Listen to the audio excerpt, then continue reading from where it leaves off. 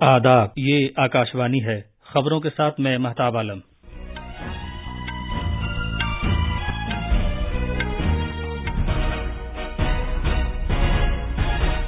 وزیر اعظم نریندر مودی آج کوچی میٹرو کے دوسرے مرحلے اور پبلک ٹرانسپورٹیشن کے دیگر پروجیکٹوں کا سنگ بنیاد رکھیں گے۔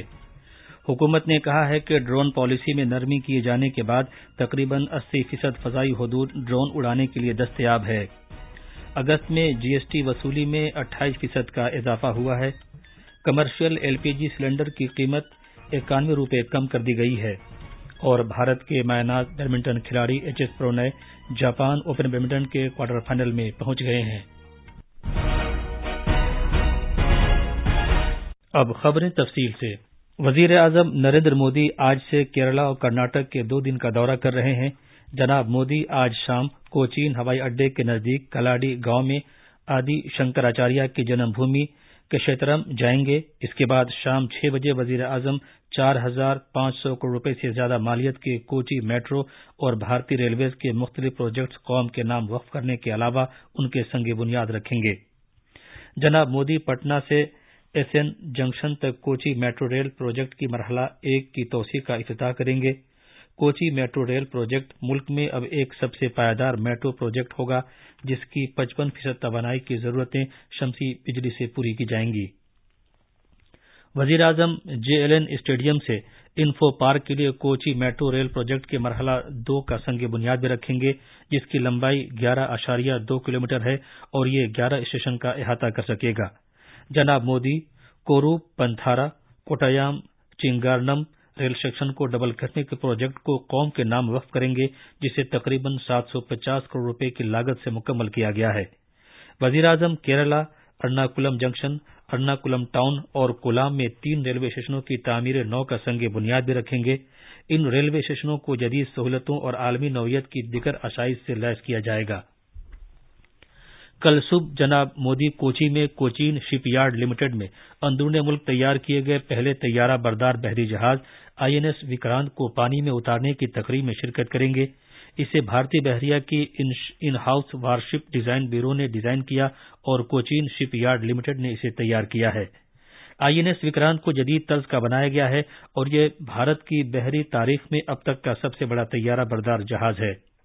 وکرانت کو پانی میں اتارے جانے کے ساتھ ہی بھارت کے پاس 2 طیارہ بردار جہاز ہو جائیں گے، جو ملک کی بحری سلامتی کو یقینی بنائیں گے۔ اس تقریب کے دوران وزیر اعظم نئے بحری پرچم نشان کی نقاب کشائی بھی کریں گے، جس سے ماضی کے نوآبادیاتی دور کی باقیات کا خاتمہ ہوگا اور بھارت کی شاندار بحری وراثت کا اظہار ہوگا۔ اس کے بعد دوپہر 1:30 بجے جناب مودی منگلورو میں تقریباً 3800 کروڑ روپے مالیت کے کئی پروجیکٹوں کا افتتاح اور سنگ بنیاد رکھیں گے۔ شہری ہوابازی کے وزیر مملکت ریٹائرڈ جنرل وی کے سنگھ نے کہا ہے کہ حکومت نے ڈرون پالیسی میں نرمی کر دی ہے تاکہ ان لوگوں کی حوصلہ افزائی کی جا سکے جو ڈرون کی صنعت قائم کرنا چاہتے ہیں۔ انہوں نے کہا کہ اب تقریباً 80% فضائی حدود ڈرون اڑانے کے لیے دستیاب ہے۔ انہوں نے مزید کہا کہ حکومت نے نجی کمپنیوں کی جانب سے ڈرون کی تیاری کو فروغ دینے کے لیے پروڈکشن لنکڈ انسینٹیو PLI کی بھی شروعات کی ہے۔ وزیر موصوف بھارت کو ڈرون کا ایک عالمی مرکز بنائے جانے کے موضوع پر ایک پروگرام سے خطاب کر رہے تھے، جس کا اہتمام فکی نے آج نئی دلی میں کیا تھا۔ جنرل سنگھ نے اس شعبے میں معیار، جدت طرازی اور مزید تحقیق و ترقی پر زور دیا تاکہ ملک کو ڈرون کا ایک اہم مرکز بنایا جا سکے۔ اس سال اگست میں جی ایس ٹی کی وصولی میں 28% کا اضافہ ہوا اور یہ 1.43 لاکھ کروڑ روپے ہو گئی۔ پچھلے سال اس مہینے میں یہ 1.12 لاکھ کروڑ روپے تھی۔ وزارت خزانہ نے ایک بیان میں کہا ہے کہ اس سال اگست میں کل وصولی کا CGST 24,000 کروڑ روپے، SGST تقریباً 31,000 کروڑ، IGST 77,000 کروڑ اور محصول 10,000 کروڑ روپے سے زیادہ ہے۔ پچھلے سال اسی مہینے کے دوران ان ذرائع سے حاصل ہونے والے محصول کے مقابلے اس سال اگست کے دوران اشیاء کی درآمدات سے حاصل ہونے والا محصول 57% زیادہ اور خدمات کے درآمدات سمیت گھریلو لین دین سے حاصل ہونے والا محصول 19% زیادہ ہے۔ لگاتار 6 مہینے سے ماہانہ G S T revenue 1.4 lakh crore روپے سے زیادہ رہا ہے۔ اس سے صاف ظاہر ہوتا ہے کہ جی ایس ٹی کونسل کی جانب سے ماضی میں کیے گئے مختلف اقدامات کے نتیجے میں ایسا ہوا ہے۔ इंडियन इंफॉर्मेशन सर्विस की सीनियर अफसर डॉक्टर वासुधा गुप्ता ने आज आकाशवाणी के न्यूज सर्विस डिवीजन की डायरेक्टर जनरल की जिम्मेदारियां संभाल ली हैं। 1989 बैच के अफसर डॉक्टर गुप्ता ने अपने 32 साल के तवील कैरियर में इत्तलात व नशरियात की वजारत में मुख्तलिफ ओहदों पर खिदमत अंजाम दी हैं। आकाशवाणी के खबरों के शोबे के डायरेक्टर जनरल के तौर पर तकर्रुरी से पहले वो प्रेस इन्फॉर्मेशन ब्यूरो की डायरेक्टर जनरल थीं। पीआईबी में अपनी सर्विस के दौरान उन्होंने कोविड-19 आलमी वबा के चैलेंजों के दौरान इत्तलात से मुतल्लिक मवाद की तरसील में एक अहम किरदार अदा किया था। Indian institute of technology Delhi से फाइनेंस में पीएचडी की डिग्री हासिल करने वाले डॉक्टर वासुधा गुप्ता जब आकाशवाणी न्यूज में एडिशनल डायरेक्टर जनरल के ओहदे पर फाइज थीं तो उन्होंने आकाशवाणी के जरिए इलाकाई जबानों में सोशल मीडिया प्लेटफॉर्म के आगाज में मदद की थी। उमूर दाखिला और इमदाद बाहमी के महकमे के वजीर अमित शाह आज नई दिल्ली में मरकजी मुसल्लह पुलिस फोर्सेज के ई आवास वेब पोर्टल का इफ्तिताह करेंगे। उमूर दाखिला की वजारत ने बताया कि मरकजी मुसल्लह पुलिस फोर्सेज के अहलकारों के लिए मकानात के ताल्लुक से इत्मीनान के तनासुब में इजाफा हुकूमत की अव्वलीन तरजीहात में से एक है। वजारत ने कहा कि मकानात अलॉट किए जाने की नजरसानी शुदा पॉलिसी पर अमल आवरी की गरज से और अलॉटमेंट के अमल में ज्यादा शफाफियत लाने के लिए एक मुश्तरका वेब पोर्टल CAPF ई आवास तैयार किया गया है। इस वेब पोर्टल से CAPF और आसाम राइफल्स के अहलकार ऑनलाइन रजिस्ट्रेशन करा सकेंगे और अहलकारों को रिहायशी मकानात अलॉट किए जा सकेंगे। ये खबरें आकाशवाणी से नशर की जा रही हैं। 19 किलोग्राम के कमर्शियल LPG सिलेंडर की कीमत 91 रुपये 50 पैसे कम कर दी गई है। इंडियन ऑयल के मुताबिक दिल्ली में कमर्शियल LPG सिलेंडर की कीमत अब 1,885 रुपये होगी।